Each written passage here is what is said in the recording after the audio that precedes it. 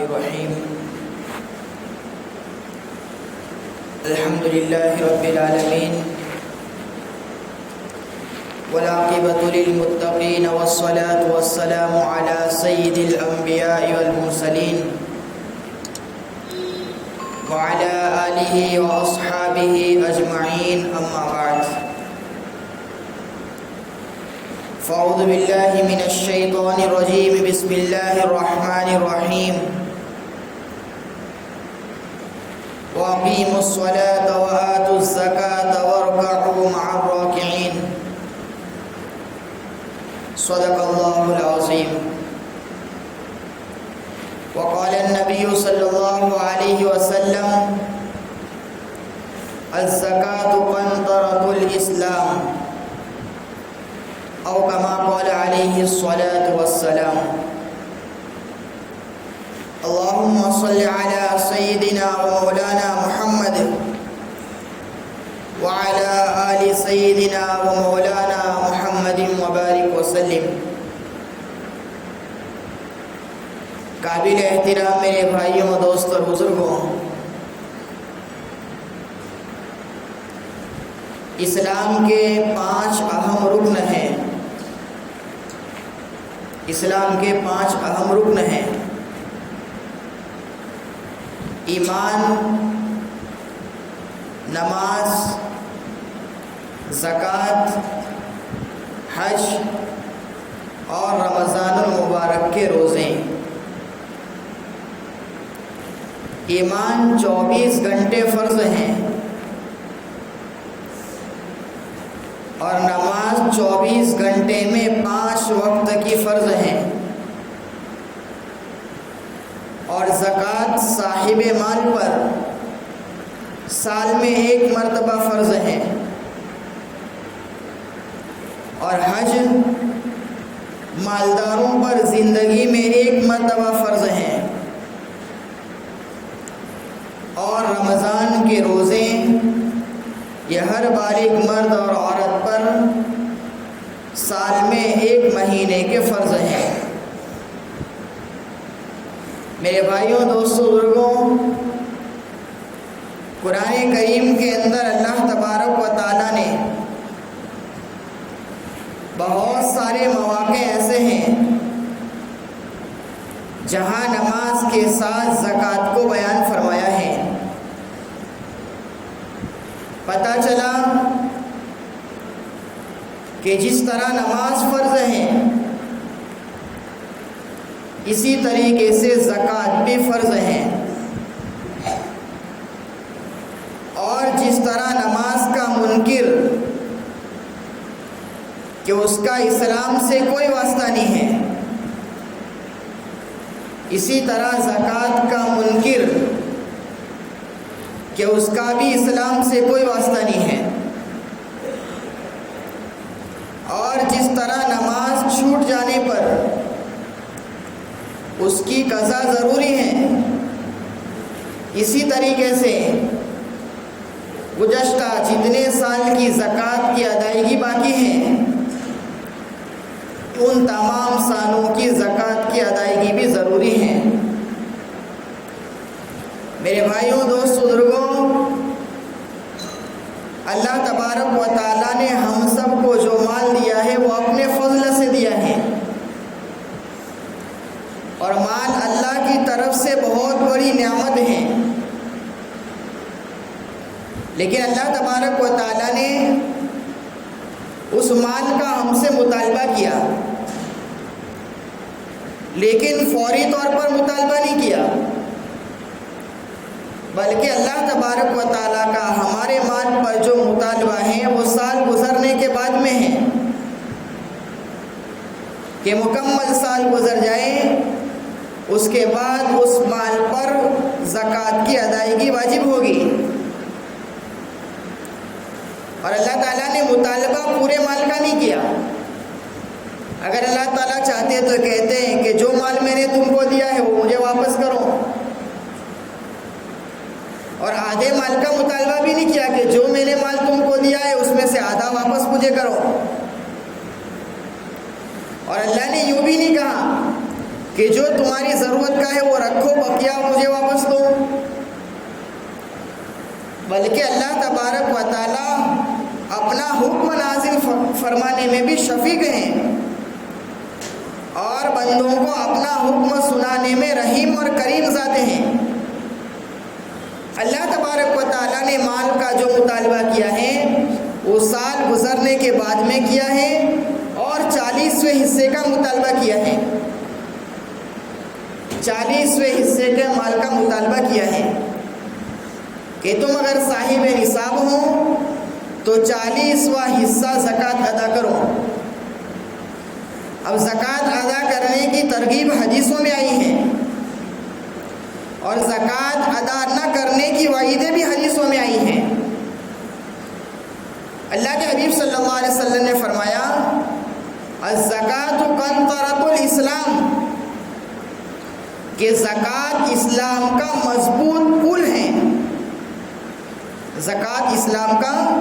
مضبوط پل ہے۔ اور ایک جگہ اللہ کے نبی صلی اللہ علیہ وسلم نے فرمایا کہ تمہارے اسلام کی تکمیل اس میں ہے کہ تم اپنے مالوں کی زکوٰۃ ادا کر دو، تمہارے اسلام کی تکمیل اس میں ہے کہ تم اپنے مالوں کی زکوٰۃ ادا کر دو۔ اور اللہ کے حبیب صلی اللہ علیہ وسلم نے فرمایا کہ جس آدمی نے اپنے مال کی زکوٰۃ ادا کر دی وہ اس مال کے شر سے محفوظ ہو گیا، اس مال کے شر سے محفوظ ہو گیا۔ تو حدیثوں کے اندر زکوٰۃ ادا کرنے پر اللہ تبارک و تعالیٰ کے وعدے ہیں اور زکوٰۃ کو روک رکھنے پر، زکوٰۃ کی ادائیگی نہ کرنے پر اللہ کی طرف سے وعیدیں بھی ہیں۔ اس لیے کتابوں کے اندر لکھا ہے کہ جس آدمی نے زکوٰۃ کی ادائیگی نہیں کی، کل قیامت کے دن اس کے مال کو ایک گنجے سانپ کی شکل دی جائے گی، مال کو گنجا سانپ بنایا جائے گا اور اس کی 2 آنکھیں ہوں گی، اس کی 2 آنکھیں ہوں گی، اور اس گنجے سانپ کو زکوٰۃ ادا نہ کرنے والے کی گردن میں توپ کی طرح ڈال دیا جائے گا اور وہ سانپ اس کے جبڑوں کو پکڑ لے گا اور یوں کہے گا کہ میں ہی تیرا مال ہوں اور میں ہی تیرا خزانہ ہوں۔ حضور علیہ الصلوۃ والسلام نے فرمایا کہ جو قوم زکوٰۃ کو روک لیتی ہے اللہ تبارک و تعالیٰ بارشوں کو بند کر دیتے ہیں اور ان پر قحط سالی جو لا دیتے ہیں، قحط میں اس قوم کو مبتلا کر دیتے ہیں۔ اور فرمایا اللہ کے حبیب صلی اللہ علیہ وسلم نے کہ جو مال زکوٰۃ کا تمہارے مال کے ساتھ اگر مل گیا تو زکوٰۃ کا مال بقیہ مال کو بھی تباہ و برباد کر دے گا۔ ہم سب کا یہ مزاج بنا ہوا ہے کہ ہم سب رمضان المبارک کے اندر اپنی زکاتیں نکالتے ہیں، لیکن اکا دکا آدمی وہ ہوں گے جو اپنے پورے مال کی حساب کر کے 40واں حصہ نکالتے ہوں۔ باقی ہر ایک کبھی مدرسے میں 50 روپے دے دیے، کبھی 100 دے دیے، جب تک سفرا آتے ہیں کہ ہماری زکاتیں ادا ہو گئی۔ حالانکہ علماء سے پوچھنا چاہیے کہ میرے پاس اتنی پراپرٹی ہے، اتنا سونا چاندی ہے، اتنی روکڑ رقم ہے اور میرے پاس یہ پلاٹ ہے، استعمال کا ہے یا بیچنے کا ہے۔ یہ سارے مسائل جب ہم علماء کے سامنے رکھیں گے وہ قرآن اور حدیث کی روشنی میں ہمیں بتلائیں گے کہ تمہارے مال پر، تمہاری پراپرٹی پر اتنی زکوٰۃ واجب ہے، اتنی زکوٰۃ تمہارے مال پر واجب ہے۔ اب جیسے کہ میں نے پہلے شروع میں عرض کیا کہ اللہ نے فوری طور پر مال کا مطالبہ نہیں کیا زکوٰۃ کا، بلکہ اللہ تبارک و تعالیٰ نے سال گزرنے پر مطالبہ کیا ہے، جس کو کہا جاتا ہے حولان حول، کہ سال کا گزرنا اس مال پر ضروری ہے۔ اللہ نے ایک آدمی کو مال دیا، اب وہ صاحب نصاب ہے، اس کے پاس اتنا مال ہے کہ اس پر زکوٰۃ کی ادائیگی واجب ہو گئی، لیکن زکوٰۃ اس وقت واجب ہوگی جب اس پر سال گزر جائیں۔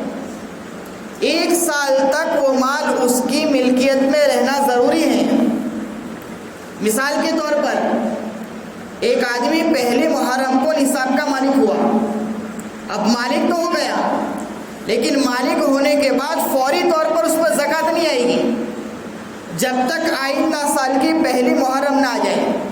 کہ اس مال پر 1 سال کا گزرنا ضروری ہے. جیسے کہ ایک آدمی کے پاس 1 لاکھ روپے پہلی محرم کو آئے، اب آئندہ پہلی محرم تک اگر اس کی ملکیت میں 1 لاکھ روپے باقی ہیں تو اس پر زکوٰۃ کی ادائیگی 1 لاکھ روپے کی واجب ہے. 1 لاکھ روپے کی زکوٰۃ کی ادائیگی اس پر واجب ہو جائے گی، اس لیے کہ جس تاریخ سے وہ صاحب نصاب بنا تھا، آئندہ سال وہ تاریخ آ گئی اور اس دن بھی وہ صاحب نصاب ہیں تو اس پر اس مال کی زکوٰۃ واجب ہوگی. اب ایک اشکال کیا جاتا ہے، ہم سب کے ذہنوں میں اشکال ہے کہ ایک آدمی پہلی محرم کے دن 1 لاکھ روپے کا مالک تھا. اب آئندہ سال پہلی محرم آ گئی، چونکہ 1 لاکھ پر سال گزر گیا، اب اس پر زکوٰۃ کی ادائیگی واجب ہو گئی. لیکن درمیان میں 6 مہینے کے گزرنے کے بعد اس کے پاس کہیں سے 50,000 روپے مزید آئے،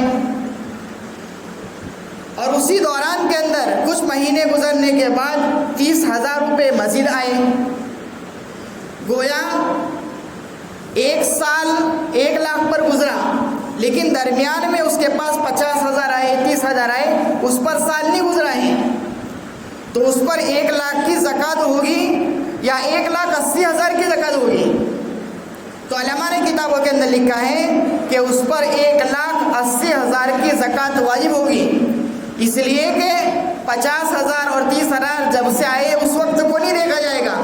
بلکہ وہ نصاب کا مالک کب بنا تھا اس تاریخ کو دیکھا جائے گا،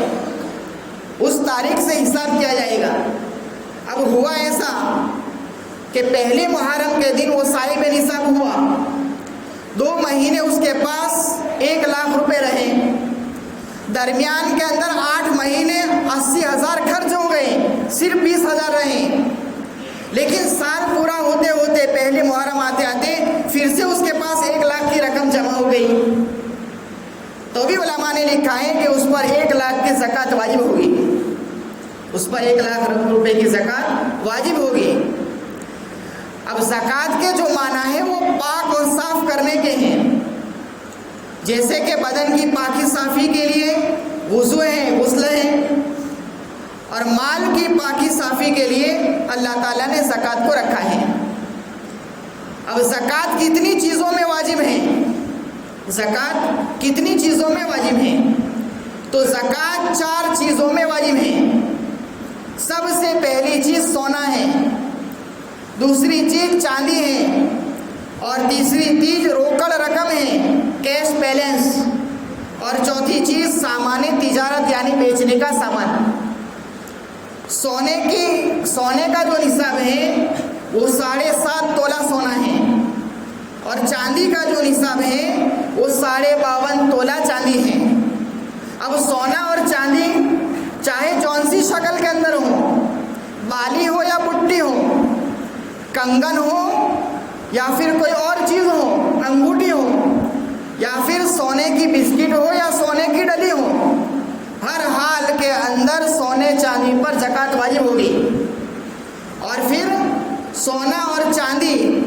اس کے لیے استعمال اور غیر استعمال کی کوئی شرط نہیں ہے. سونا اور چاندی چاہے استعمال کا ہو چاہے غیر استعمال ہو، سونے چاندی پر ہر حال کے اندر زکوٰۃ واجب ہوگی. عام طور پر عورتوں کی طرف سے اشکال ہوتا ہے کہ ہم اپنے سونے چاندی کو زیورات کو استعمال کرتے ہیں، اس کو پہنا کرتے ہیں،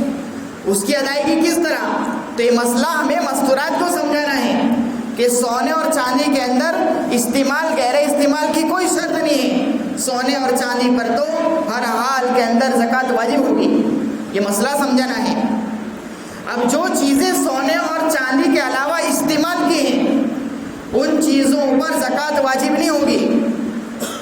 آدمی جس مکان میں رہ رہا ہے اس مکان کی قیمت 50 لاکھ روپے ہے، لیکن چونکہ اس کے استعمال کا ہے لہذا استعمال کے مکان کے اندر زکوٰۃ واجب نہیں ہوگی. ایک آدمی 20 لاکھ کی گاڑی کے اندر گھوم رہا ہے، لیکن چونکہ وہ استعمال کی ہے उस गाड़ी पर ज़कात वाजिब नहीं होगी। आदमी के जेब में 1 लाख रुपए का मोबाइल है, लेकिन 1 लाख का मोबाइल उसके इस्तेमाल का है, लिहाजा उस 1 लाख के मोबाइल पर ज़कात वाजिब नहीं होगी। तो सोने और चांदी के अलावा जितनी चीज़ें हैं इस्तेमाल की, उन इस्तेमाल की चीज़ों पर ज़कात वाजिब नहीं है। हाँ, अगर बेचने की चीज़ें हैं, आदमी के पास 2 मकान हैं, एक मकान रहने के लिए है, एक बेचने के लिए है, तो जो मकान बेचने के लिए है उस मकान पर ज़कात वाजिब होगी। आदमी के पास 2 गाड़ियाँ हैं, एक घूमने के लिए, एक बेचने के लिए, तो जो बेचने के लिए उस पर ज़कात वाजिब होगी, घूमने के लिए उस पर ज़कात वाजिब नहीं होगी। आदमी के पास 2 मोबाइल हैं, एक इस्तेमाल का, एक बेचने का, तो इस्तेमाल का जो मोबाइल है उस पर ज़कात वाजिब नहीं होगी, बल्कि बेचने का जो मोबाइल है उस पर जो है ज़कात वाजिब होगी। तो एक कायदा याद रखना है, इस्तेमाल की चीज़ों के अंदर ज़कात वाजिब नहीं है और बेचने की चीज़ों के अंदर ज़कात वाजिब है। अब इस पर भी एक इश्काल है। बहुत सारे लोगों के पास गाड़ी है, किसी के पास ऑटो रिक्शा है, किसी के पास इक्को गाड़ी है, किसी के पास और कोई गाड़ी है, वो जो है ड्राइवर को चलाने के लिए दी है, उसका मुनाफा रोज़ाना आता है। अब गाड़ी पर ज़कात है या मुनाफे पर ज़कात है? तो ये बात याद रखना है कि गाड़ियों पर ज़कात नहीं है, मुनाफे पर ज़कात है। मुनाफे पर ज़कात वाजिब होगी। अब एक आदमी के पास जैसा कि सोने का निसाब 7.5 तोला है, चांदी का निसाब 52.5 तोला है, लेकिन किसी के पास 7.5 तोला सोना नहीं है, 52.5 तोला चांदी नहीं है, कुछ सोना है, कुछ चांदी है, और कुछ रोकड़ रकम है, और कुछ सामान्य तिजारत है। अब सबको मिलाया जाएगा और मिला करके मेयार किसको बनाया जाएगा कि चांदी की रकम को मेयार बनाया जाएगा कि इन तमाम चीज़ों को मिला करके उसकी कीमत चांदी की रकम को पहुंच रही है तो उस पर ज़कात वाजिब है, और अगर चांदी की रकम को नहीं पहुंच रही है तो उस पर ज़कात वाजिब नहीं है। एक मसला और बताता चलो, वक्त हो गया कि हम जो है शेयर खरीदते हैं, शेयर खरीदते हैं, किसी कंपनी के पास से हमने शेयर लिए, अब वो हमारे पास पड़े हुए हैं,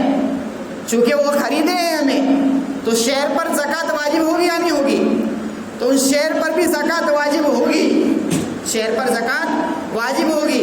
लेकिन कायदे कुल्लिया हैं कि जिस दिन हमने वो शेयर खरीदे हैं उसकी कीमत के एतबार से ज़कात नहीं निकलेगी, बल्कि आज कीमत क्या है? हमने कंपनी से शेयर लिए थे, एक शेयर की कीमत 200 रुपये है, अब हमारे पास वो शेयर जमा पड़े हैं, अब 200 की कीमत आज 500 मिल रही है, तो हम ज़कात निकालेंगे 500 के एतबार से, हम ज़कात निकालेंगे 500 के एतबार से। हम इंश्योरेंस भरते हैं, कंपनी के अंदर इंश्योरेंस भरते हैं, गाड़ी का, कारोबार का, दुकान का, तो इंश्योरेंस पर ज़कात नहीं है, उस इंश्योरेंस पर ज़कात नहीं है, इसलिए कि उसकी वापसी यकीनी नहीं है, उसकी वापसी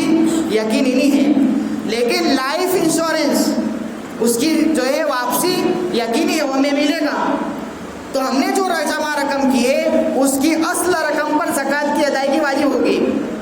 सूद पर ज़कात की अदायगी नहीं है, इसलिए कि वो हराम है, और हराम चीज़ों के अंदर चाहे चोरी का हो, डकैती का हो, गसब किया हुआ हो या सूद का माल हो, उस पर ज़कात नहीं है, उस पर ज़कात नहीं है। आखिर एक बात कह दूँ, एक आदमी पर ज़कात वाजिब है, उसके पास सोना चांदी भी है, प्रॉपर्टी भी है, लेकिन ज़कात की अदायगी के लिए कैश रकम नहीं है, तो किस तरह ज़कात अदा करेगा? तो उसके लिए शक्ल ये कि वो किसी प्रॉपर्टी को बेचे या कहीं से कर्ज ले। शरीयत मुताहरा का ये हुक्म है कि हर हाल के अंदर उस पर उसकी ज़कात की अदायगी वाजिब है, हर हाल के अंदर उसकी ज़कात की अदायगी वाजिब होगी। इसलिए ज़कात आमतौर पर रमज़ान के अंदर हमारा मामूल है कि हम लोग निकाला करते हैं, तो हम उलमा से, मुफ्तियान किराम से उसके मसाइल पूछें और मुकम्मल हिसाब करके इस्तिकामत के साथ हर साल ज़कात निकालने का